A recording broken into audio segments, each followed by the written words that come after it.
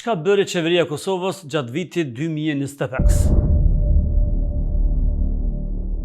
Nga 9 janari deri me 19 dhjetor, qeveria e Republikës së Kosovës ka mbajtur gjithsejt 39 mbledhje. Në këto mbledhje u morën vendime për emërtime në poste të larta, shpërndësime në projekte infrastrukturore, ndarje të mjeteve për bursat studentore, subvencionet për fëmijët me nevojë, mbështetje për projektet kulturore e sportive, si dhe masa të ndryshme buxhetore dhe financiare për institucionet shtetërore. IKD-ja thotë se gjatë monitorimit të saj nuk ka vërejtur qasje proaktive dhe të qëndrueshme për të çuar përpara edhe procese të tjera të shumë përfolura, si ai vetingut në drejtësi dhe disa projektligje të tjera që tashmë kanë kaluar procesin e konsultimeve publike. Në mesin e tyre bëjnë pjesë projektligji për Akademinë e Drejtësisë, projektligji për rekrutimin, vlerësimin e performancës, kontrollin e integritetit dhe statusin e gjyqtarëve dhe prokurorëve, si dhe projektligji për ndryshimin dhe plotësimin e ligjit për përgjegjësinë disiplinore të gjyqtarëve dhe prokurorëve.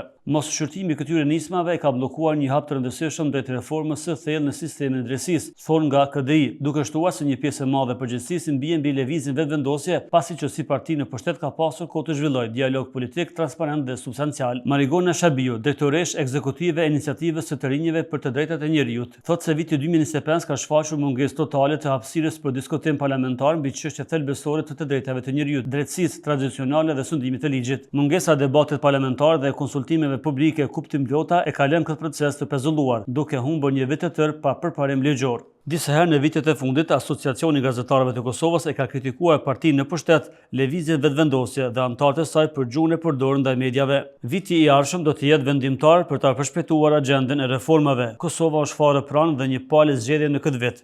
Me 28 dhjetor do të mbahen zgjedhjet e parakohshme parlamentare, nga të cilat pritet të dalë legjislatura e 10. Qeveria në detyrë e kryeministit në detyrë. Albin Kurti ka marrë, siç tham, shumë vendime, të cilat për një pjesë ishin të favorshme e për një pjesë jo të favorshme apo edhe u kritikuan. Vendimi i fundit i kryeministit në detyrë Albin Kurti është edhe shtesat për fëmijë nga 100 euro në fundvit.